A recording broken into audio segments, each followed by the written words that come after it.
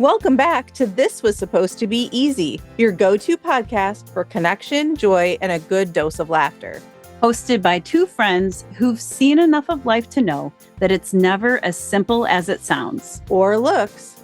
Each conversation celebrates the diverse journeys we travel, the moments of bravery, the strength we didn't know we had, and the joy we find along the way. Because let's be honest, life is full of things that were supposed to be easy, but turned out to be harder. And definitely funnier than we thought. This is Amy.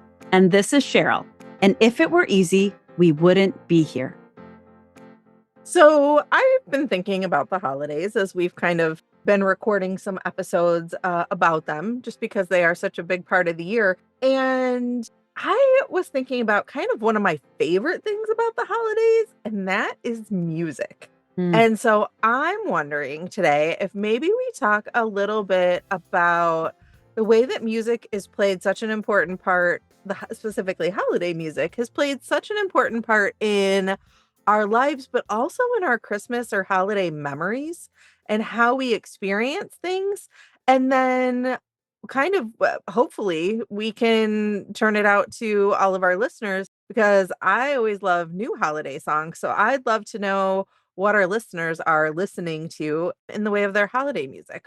I love that too, because we also have listeners who celebrate different holidays than we celebrate. So hopefully we'll gain exposure to all kinds of new music. Absolutely, which would be really cool. So as I was thinking about some of my childhood experiences, and I was talking about this with Jeremy, my spouse, we were talking about kind of what we had as kids, what was like our favorite holiday albums. That's us dating ourselves. It wasn't CDs, it was albums. And he was saying for like his family, he loved Mickey's Christmas Carol. And so that was one of his favorites, was like the music from Mickey's Christmas Carol. But I absolutely loved the Muppets Christmas album. And so we have some, it was like Kermit and Miss Piggy and all of those things singing the different Christmas songs. So that was one that was definitely in our like young children playlist. And as you say that, whatever book I'm reading, I just can't stop talking about it. And, oh, here's an idea. And here's another idea. And I finally allowed myself to open this book, The Art of Making Memories, How to Create and Remember Happy Moments. And I'm literally on like page 9. Okay. So I'm on page 9 and I'm circling things and saying that I needed to send them to you. But it immediately was talking about our senses, right? Like those times that our senses are engaged, those are those moments when we might remember a moment. So as you share childhood memories, clearly the winter holidays are some of my favorite times of the year.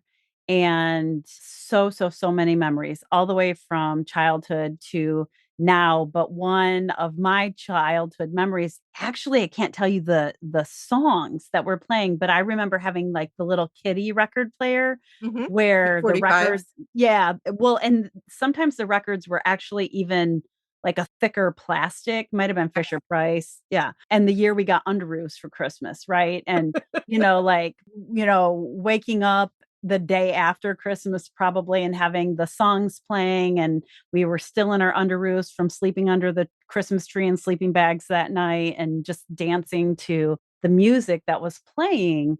And all of those things come together using our senses to create those memories that become the stories that we tell, that we try to share with our kids or recreate in different ways with our kids. We always listen. I would call it the Red Album. And now, as I have looked it up online, it's the very special Christmas album. There was a whole series of them that it started with like the red one with gold writing, and then there was a green one. And I think they've like continued them even through the years. But the red one was the original one. And that was my favorite Christmas album as a kid. And I can remember putting on the album and dancing around like the tree, but dancing around our living room and listening to it, gosh, a couple times a week for the weeks all leading up to the holidays. Like, I don't know if I have It was the Christmas songs by, like, Bruce Springsteen and Wham and a lot of those other ones that are so popular even today as we Mhm. go back and listen to kind of that classic. Yeah. Yeah, and it's so funny to me to hear you call that classic Right, right. because right, because for me, like, a real nostalgic Christmas feeling is going to Burl Ives and Frank Sinatra and, like, the Rudolph and the Frosty and the sleigh ride, the music song. Those are the nostalgic Christmas songs for me. So, I have a question for you, Amy. Okay. What is the earliest time of year that you have ever allowed yourself to start listening to holiday music?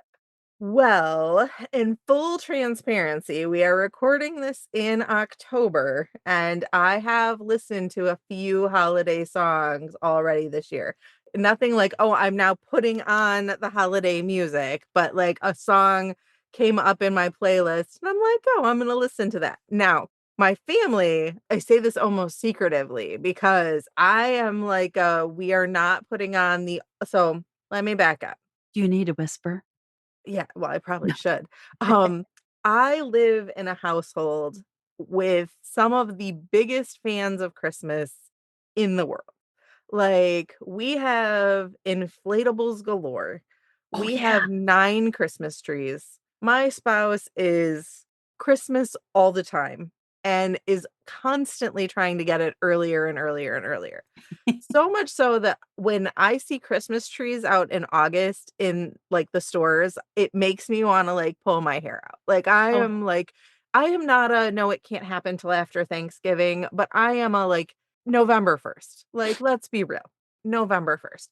Because what makes Christmas special, especially to me, is that it's a finite amount of time.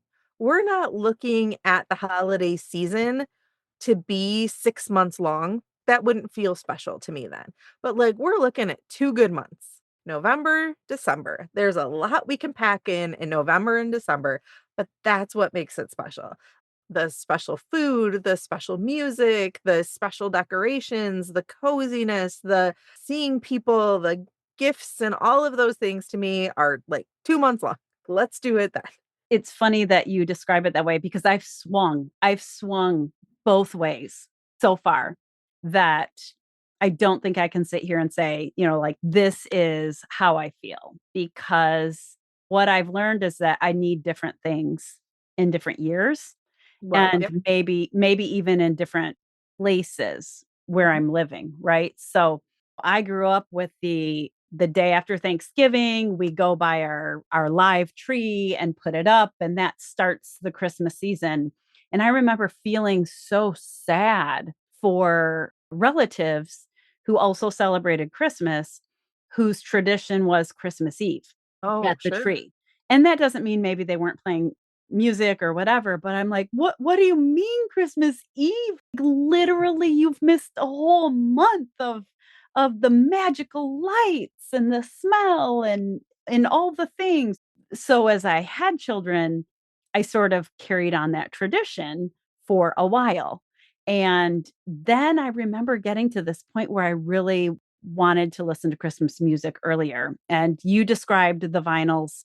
At my dad's house, we still pull out the vinyls, but in the house that I lived in prior to moving north up near Mackinac, I had a little CD player in my kitchen. And I would, get the stack of CDs out of the attic and just start running them through the CD player. And Taylor, who loves Christmas, but also loves her traditions and does not flex on them a whole lot, got to a point where she would hide the CDs. So she would confiscate them, hide them where I couldn't. I mean, I looked, I could not find them. They would not reappear until the day after Thanksgiving. And so that's one way where I influenced her and what had to be the rule about the Christmas music. But Amy, I'm not going to lie. I know that there have been years where I started playing the music in August. And I mean, like, maybe I didn't have Spotify at the time, so I'm gonna go to a Pandora phase of my life where it got to pick the songs, but I would put it on a Christmas setting in August. Well, many of my family members would be right there with you. It makes me think a couple years ago when COVID was happening, I mentioned the inflatables. We have Halloween inflatables, we have Thanksgiving inflatables, and we have Christmas You have inflatables. an extended season you have We have an inflatable season. extended season, but Inflatable season. yes, but the family members in my house take great pride in bringing inflatables to the neighborhood and the children, and when their parents say, like, "My child loves going past your house and looking at the inflatables," that warms my family members' hearts. So, mine too. I don't wanna make it sound like I don't, but, You have to be the um gatekeeper. Somebody's gotta be the gatekeeper. right, exactly. And so when COVID happened and we were all stuck in our houses and all of those types of things, I remember saying Jeremy was like, "I'm putting out the Christmas stuff." And I think it was late October, certainly well before Thanksgiving. And I was like, "You know what? I think the world could need a little bit more joy. So if that's something that makes you and other people happy, do it."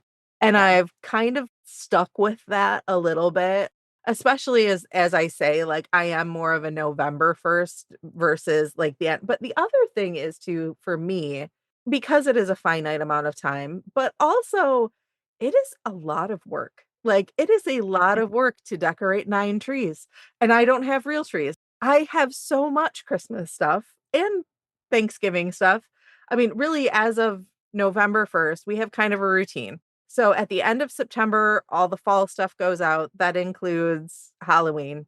Right after Halloween, November 1st, all of the because really right now, as we are recording this in late October, I have in my house fall, I have Halloween, and I have Thanksgiving. We have a dancing turkey in my living room. It's all fall. It's all fall It's all stuff. fall, right? And so what happens then is as of, like, November 1st, the Halloween stuff gets put away, and then we will have the turkeys and the Santas living Mhm. harmoniously in my living room. Well, so I'm thankful for Christmas. And Yeah, so yes, yes. the whole thankfulness, how not Halloween, spooky season is what Taylor calls, September, October. That's spooky season. And then now that she's an adult, that goes away after Halloween. And then it's okay maybe to allow a few additions to the fall themes, but her tree still doesn't go up till day after Thanksgiving. Or no, actually it's Thanksgiving night. That's sort of like part of her Thanksgiving tradition now is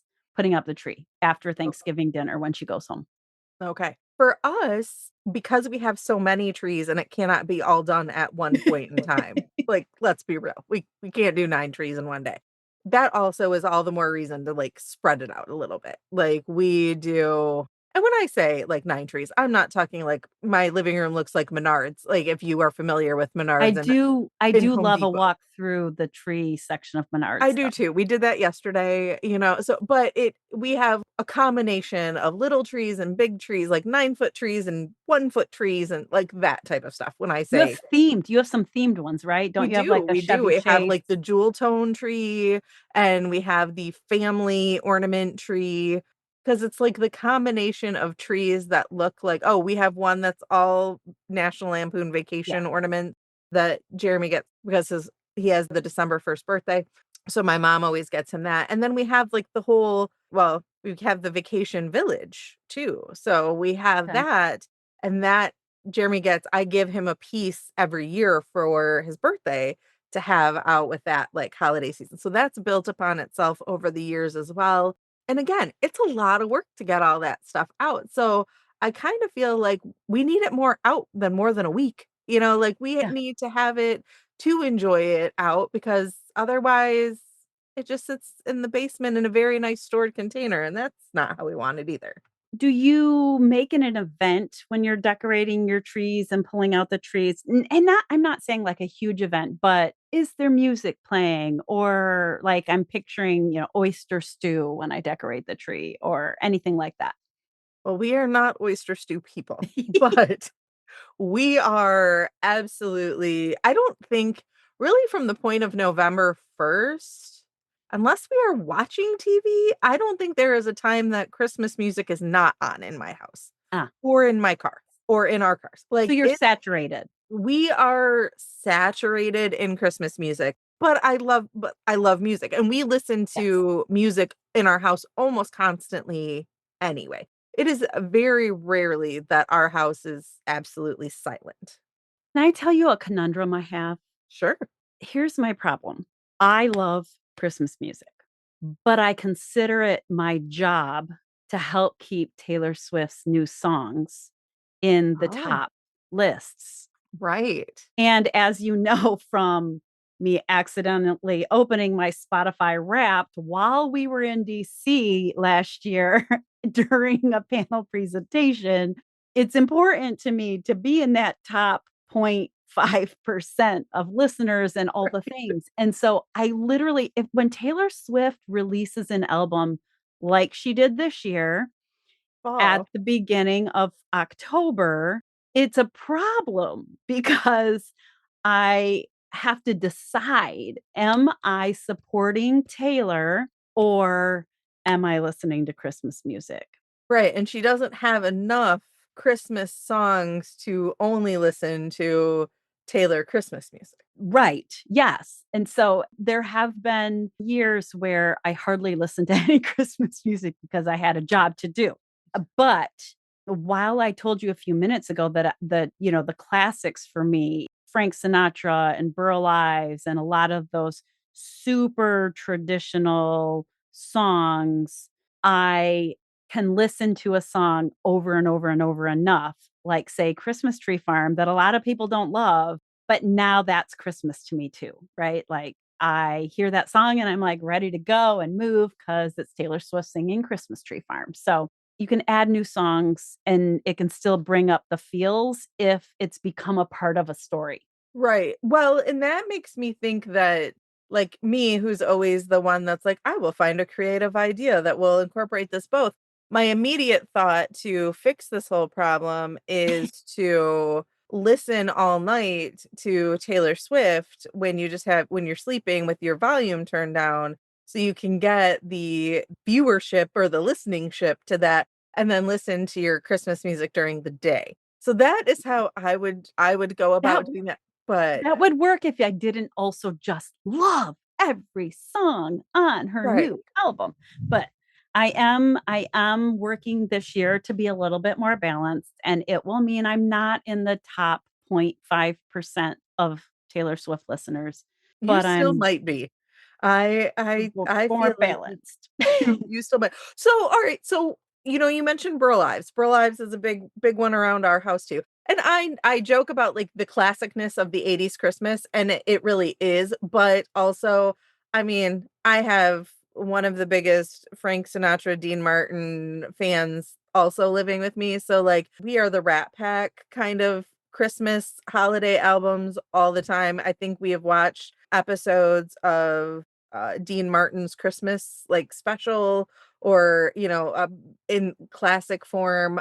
So I do know all of that music as well. Jeremy's all-time favorite Christmas music or Christmas song is the song from National Lampoon's Christmas Vacation where Chevy Chase's character is up in the attic and he's watching the like Christmas memories and I believe I will get that because Jeremy has the album and I need to actually like pull that up because he would listen to this and be so upset that I can't remember off the top Right, of my head right. right now. But those are like all of his favorites. But I have found you had mentioned kind of incorporating some new things in. Mhm. And like I love Straight No Chaser. Like we actually saw them perform live around the holiday season one year, and so I really love that, but I also love Zooey Deschanel's Christmas music, like, I like Mhm. that. She did a version of Baby It's Cold Outside, right? She Like an did, elf? so she Uh, actually did for Elf, but yes. then she has a whole one that's really interesting where it's, like, reverse part for Baby It's Cold Outside, so she Ooh. sings the Oh, traditional yes, guy's I've part heard and that. yeah, Yeah. vice versa, and that's a good one, but she also sings a lot I don't know, there's something about a ukulele in Christmas I really enjoy it, probably Mm, all the years I spent in Florida, yeah. but I love kind of all the different stuff. So, what are some of the songs that are on your playlist that you're like, "Ooh, it wouldn't feel like the holidays if I didn't listen to?" Mhm. So there's the traditional I don't know if traditional is the right word, but, the songs with words, right? So, "Rocking Around the Christmas Tree," "Jingle Bell Rock," "It's the Most Wonderful Time of the Year," "I'm Dreaming of a White Christmas," some of those kinds of songs. But you mentioned going to see Straight No Chaser, which I almost went to see last December, and we picked a different person to go listen to instead. But you remind me that also I love a good Kenny G Christmas Okay. and really listening to the saxophone. Or, oh, who did Taylor and I go see in Lansing one time? Now, just like you, the name is totally gonna leave me, from New Orleans. Is it like the Rockettes or like No. Mannheim Oh, Steamroller or well, okay, so I've gone to a Mannheim Steamroller concert, I have gone to the Rockettes, all of those things just make me warm and fuzzy inside. Nope, it's not gonna come to me, I'm gonna have to think on it. Okay, so if I can interrupt you for a second, I now know it is "The Spirit of Christmas" by Ray Charles is the song that I was blanking on. So now Okay. I don't need to be unchristmasified. Like, I do know it is "The Spirit of Christmas" by Ray Charles. That is Jeremy's favorite Christmas song. And so we can move on. Life is good. I know, right? So let's talk about, like, what other Christmas shows have you gone music shows have you gone to? Christmas shows, I don't feel like I have gone to a whole lot of them, but well, I have gone to smaller productions. My nieces every year are in the Nutcracker, and Nutcracker. so I have not seen a professional, but I've seen some very outstanding community organizations of the Nutcracker, and so we do go that and I a funny story with that is I remember the very first time we went and watched them. So Jeremy and we took the boys. I feel like Ella wasn't there, but the boys at least were. And I remember I remember we made it through the whole thing, and I don't know if Jeremy had said it too, but at least the boys did. They at like, about halfway through, they're like, "Are there any words in this?" And I'm like, "It's a ballet. No?" And they're like, "You brought us to something with no words?" Like, it was they were no.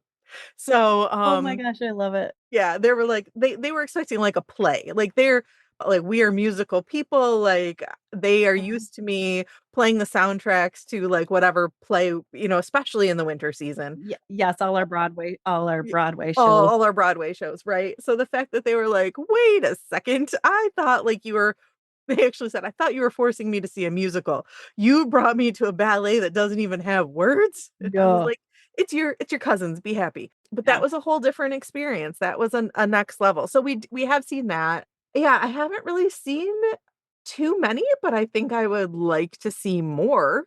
Yeah, I'm racking my brain right now trying to think of the memories. Like, when I was a teenager, I was a huge Amy Grant fan, and so I remember going to see an Amy Grant Christmas concert in Grand Rapids, and she was traveling with, I don't remember now if it was I think it was the Nashville Symphony Orchestra, so it was very orchestrated, and she kept changing into different ball gowns, and I loved that.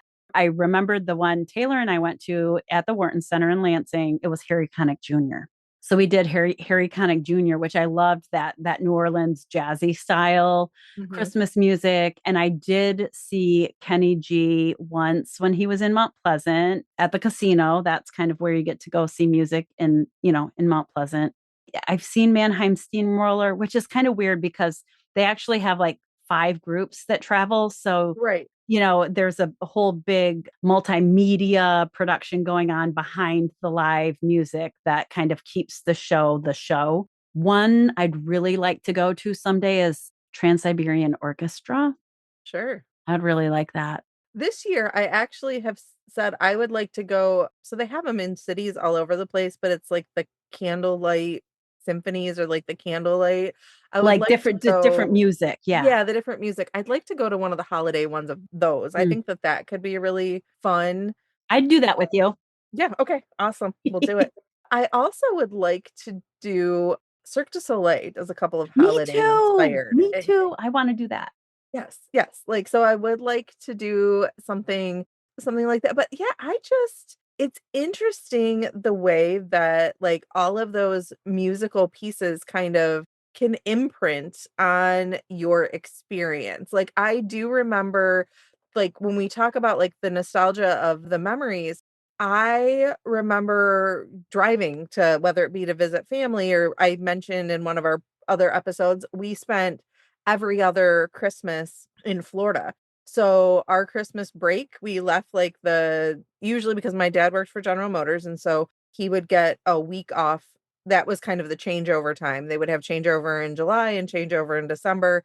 And so he would get to take a vacation. So we would go for 2 solid weeks to Florida and sometimes even more, but we'd usually leave a little bit early and we would listen to all the Christmas songs, like, driving in the car for 24 hours, get to, do that traditional Mhm. Michigan to Florida for The Michigan 24 to hours Florida drive. driving straight through.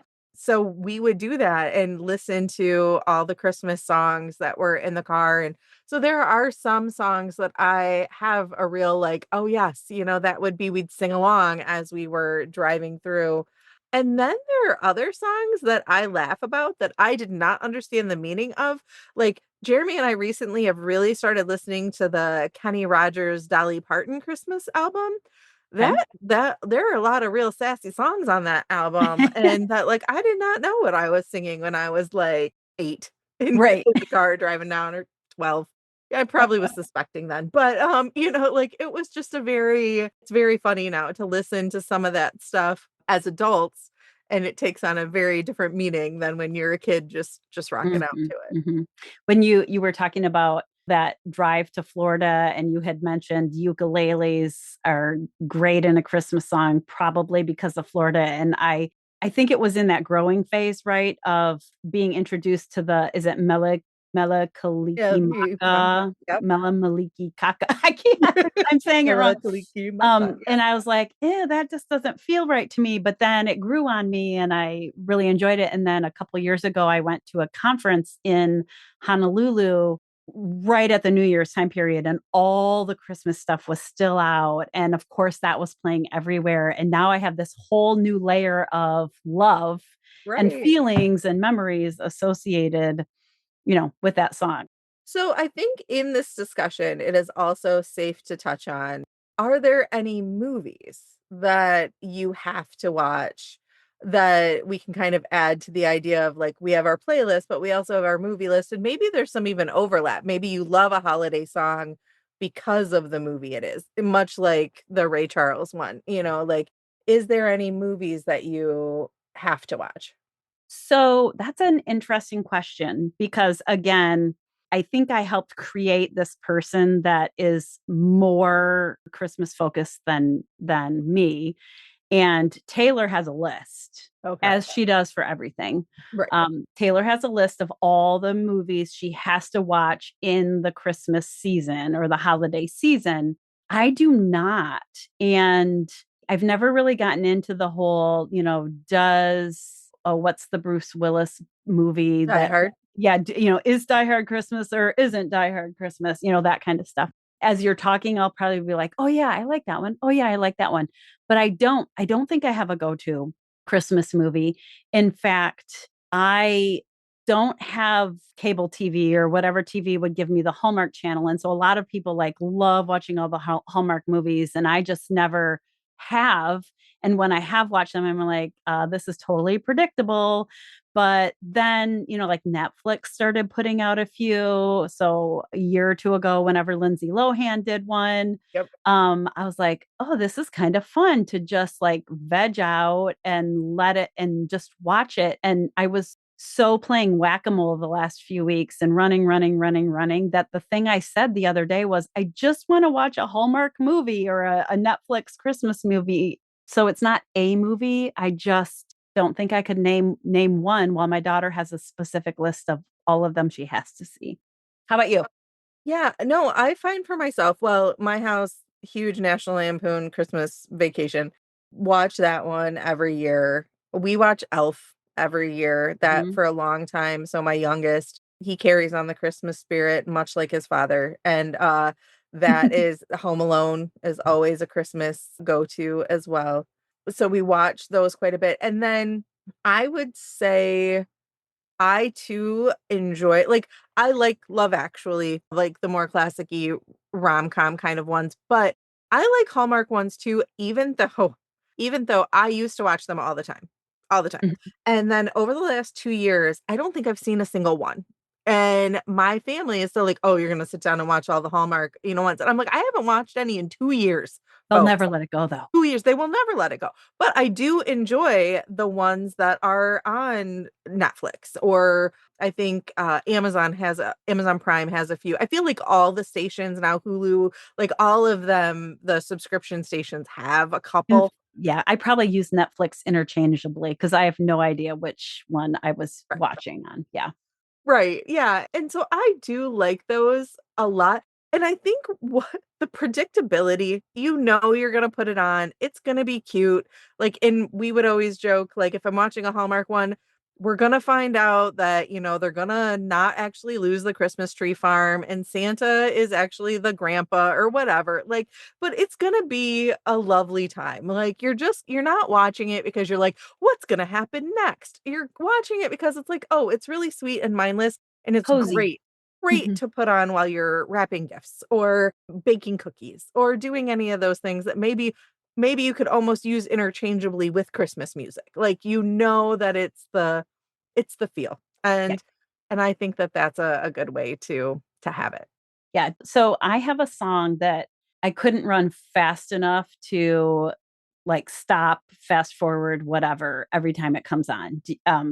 Do you have one or more of those? I have 2 of them. So the first one, not popular opinion. I am sure that some people will come for me for saying this, but it is the Mariah Carey "All I Want for Christmas Is You." I'm sorry to our listeners if that is your favorite. I know, but one year it was on for like the 900th time, and I never say this typically, and I was in a mood, and it was on again, and I'm like, "Oh, I wish Mariah Carey would die." Well, my children have locked onto that because it was so out of sorts. So now every time Mariah Carey comes on and they're like, "Look, mom, you're having death wishes," or like all of these thoughts, and I'm like, "I don't actually wish harm to Mariah Carey. I don't want bad things to happen to Mariah Carey. But I just want that song to, like, be broken up a little bit more. Then the second song, my sister and I were eating pizza at a local pizza place, and this was so long ago, like, Ella was in a carrier. She's now 20. She was in Mhm. a carrier, and then the Christmas Shoes song came on. Have you ever listened to Christmas Shoes? I You want have. Yes, you wanna talk about a sob fest, Mhm. so I'm post-baby, like 3 months post-baby. I'm hormonal. My sister and I are chatting. We're having a lovely talk. And then the song about the mother going to meet Jesus in her Christmas shoes. I'm bawling while we're eating. My sister's bawling because I'm bawling. So now, whenever we hear the Christmas shoes song, I cannot change that fast enough. Like, Mhm. but now we can laugh about it. But Yeah. that is a song that just kicks you, Yeah. like, it kicks you. Well, I mean, yours, at least, there's this deep emotion that it brings up in you. For me, the song I cannot stand is I Want a Hippopotamus. Oh, see, and I like that I one. hate it. I hate it so much. The Okay. sound, just I hate all of it. What about, like, All I Want for Christmas Is My 2 Front Teeth? Does that evoke the same feeling? Um, yeah, Okay, yeah, yeah, I don't hear that one. It doesn't tend to be on a lot of the playlists, okay. but I Want a Hippopotamus always pops into those just, if you let a random playlist Mhm, play, yeah. that's the ones for me. So actually, as I say that, let's talk about playlists, Amy. I'm thinking that we should put together either one or two playlists. Maybe it's the Amy Cheryl combo or the Amy version, Cheryl version, since I knew none of those like Bruce Springsteen and all of those songs. I mean, we need a really long playlist. Let's put Right. together a playlist that will take you through the whole The whole The holiday. Like, genre, let's the do a all of lot of all of it. But you know what I would love for our listeners to share some of their favorites. Okay, let's move away from the whole "I hate this song" version because I don't want a playlist of that. No. But not just Christmas, right? So that's what you and I know because that's what you and I have always listened to. But there's so much out there in terms of holiday music that all kinds of people all over the world listen to. And I would love for the exposure of songs I don't know about, songs that other people love that I do know about, but we could maybe curate a playlist even shared by our listeners. Yes. So what we're asking then is whatever way that you love to give us feedback, social media, our website, wherever you would like to put it, and we'll make sure we put links in our show notes. Share with us what are your songs that you love to listen to during the winter months and whatever holiday that you celebrate. And we want to include some of those on our playlist that we're going to put out for all of you. Winter holidays, this was supposed to be easy edition. Thanks for tuning in to This Was Supposed to Be Easy. Remember, the best stories are the ones we live. Don't forget to like, subscribe, and keep the conversation going because life may not be easy, but listening in should be. Stay curious, stay connected, and keep wondering.